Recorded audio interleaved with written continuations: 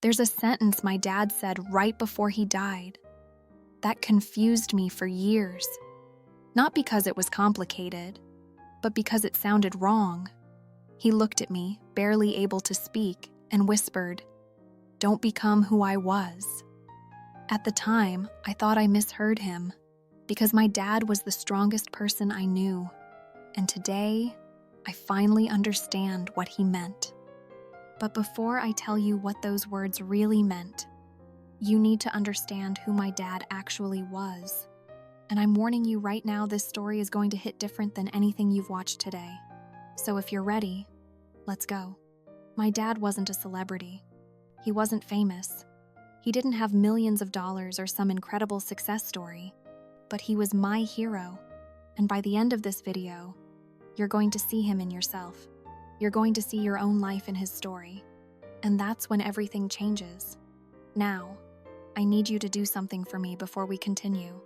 If this story resonates with you, if it makes you feel something, hit that subscribe button, because I'm sharing the most painful moment of my life with you right now. And the only way I know it matters is if it helps just one person avoid the mistake my dad made. So subscribe, not for me, for him. Let's continue. My dad was the kind of man who woke up before sunrise. Every single day. No alarm clock. No complaints. No excuses. He worked a job that slowly destroyed his body, not because he loved it, but because it paid just enough to keep food on the table. And here's what broke my heart. He never talked about dreams. Never talked about passion. Never talked about what made him happy. He talked about responsibility, duty, sacrifice. And growing up, I thought that's what being a man meant. I thought strength was silence. I thought love was suffering. I thought that giving up on yourself was what fathers do. But I started noticing things, little things. He laughed less as the years passed. His smile became hollow. Sometimes I'd walk into the living room and he'd just be sitting there in complete silence. Not sleeping, not resting, just existing, staring at nothing. And when I asked him if he was okay, he'd always say the same thing. "I'm fine," but it never reached his eyes. I didn't know it then, but my dad was carrying a life he never chose. He was living a script someone else wrote for him, and every single day, he was disappearing a little more. If you've ever felt like that, like you're just going through the motions, drop a comment below and just write, "I feel this," because you're not alone. One night when I was about 12 years old, I couldn't sleep. I walked to the kitchen to get some water, and I heard my parents. They weren't yelling, they were whispering, and somehow, that was worse. My mom's voice was shaking. "You're miserable. You know that, right?" There was a long silence, and then my dad said something I'll never forget. "I don't have time to be anything else. I don't have time to be anything else." Think about that sentence for a second. He didn't say he was too busy. He said he didn't have time to be happy, as if happiness was a luxury he couldn't afford, as if joy was something other people got to experience, as if survival was the only option. And right there, at 12 years old, something shifted in me, without even realizing it. I started becoming him. I chose the safe path. I ignored the things I loved. I told myself, I'll chase my dreams later. I worked jobs I hated. I smiled when I didn't feel happy. I said I'm fine when I wasn't. Just like him. I thought I was being responsible. I didn't realize I was slowly disappearing. And if you're watching this right now and you feel stuck, if you feel like you're on autopilot, if you keep telling yourself later, do me a favor, hit the like button. Not because I need it, but because you need the reminder that this moment right now matters. Your life is happening now, not later. Now, when my dad got sick, it happened fast. 1 week he was working. The next week he was in a hospital bed. Machines breathing for him. Tubes everywhere. Doctors whispering in hallways. And for the first time in my entire life, my dad looked small. Not physically, spiritually, like a man who had run out of time. I sat beside him, holding his hand, waiting, hoping he'd say something meaningful, some big final wisdom, something like in the movies. You know what I got instead? I got 5 words that shattered my entire understanding of life. He opened his eyes. Barely. He looked at me for what felt like forever. And then he whispered, "Don't become who I was." That was it. No explanation. No story. No goodbye. Just those 5 words. And then he closed his eyes. And he was gone. I was angry, confused, devastated.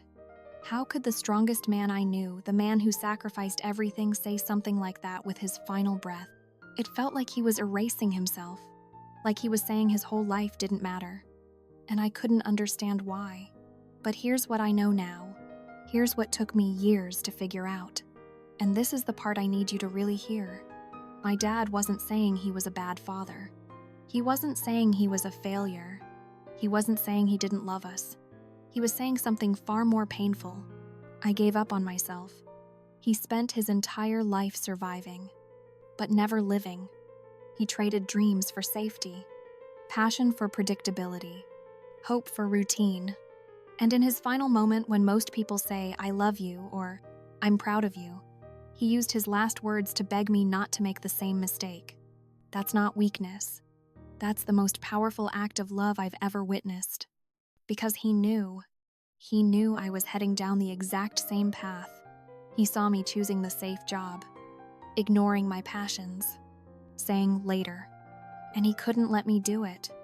Even with his last breath, he was still protecting me. So I made a decision. That sentence, "Don't become who I was," it started haunting me, in the best possible way. Every time I wanted to quit something I loved, I heard his voice. Every time I stayed somewhere that drained me, I heard his voice. Every time I chose safety over truth, I heard his voice. And I started choosing differently. I started choosing scary. I started choosing uncertain. I started choosing myself. Not because I wasn't afraid, but because I was more afraid of dying with regret. I was more afraid of lying in a hospital bed one day and whispering to my own child, "Don't become who I was." And that's when everything changed. So if you're watching this right now, and you feel stuck, and you feel behind, and you feel scared, let me tell you something my dad couldn't tell himself. You don't need permission to chase the life you want. You don't need to wait until you're ready. You don't need to sacrifice your entire existence just to survive. Because here's the truth nobody tells you. One day, we all get a final sentence. One day, you'll be looking back at this exact moment, and you'll either think, "I'm so glad I tried," or "I wish I had." My dad's final sentence was filled with regret. Don't let yours be. Don't trade your dreams for safety. Don't postpone joy. Don't become who you were forced to be. Become who you were meant to be. Because the people who love you, they don't want your sacrifice. They want your happiness. They want to see you alive. Not just surviving, but living. And if my dad were here right now, that's exactly what he'd tell you. My dad gave me the greatest gift anyone's ever given me. He gave me a warning, a roadmap, a chance to choose differently. And now I'm passing it to you. Don't become who you were forced to be. Become who you were meant to be. If this story moved you, subscribe to this channel. Hit the like button so more people can hear this message. And leave a comment below telling me, what's the one thing you've been postponing? What's your later? Because today is the day you stop waiting. My dad ran out of time.